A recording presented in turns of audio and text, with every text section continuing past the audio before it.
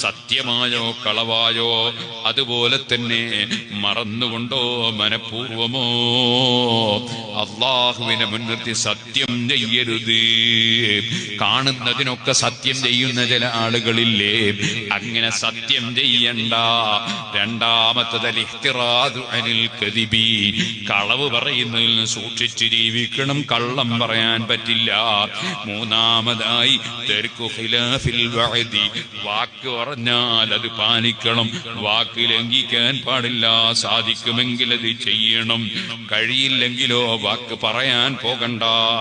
നാലാമതായി ഒരാളെയും ലഅനത്ത് ചെയ്യാൻ പാടില്ല, ഒരാളെയും ശപിക്കാൻ പാടില്ല, അത് അക്രമിയാണെങ്കിലും ശപിക്കാൻ പാടില്ല. അഞ്ചാമതായി ആരെന്ത് തെറ്റ് ചെയ്താലും അവർക്കെതിരെ പ്രാർത്ഥിക്കാൻ പാടില്ല. ആരെന്തിങ്ങോട്ട്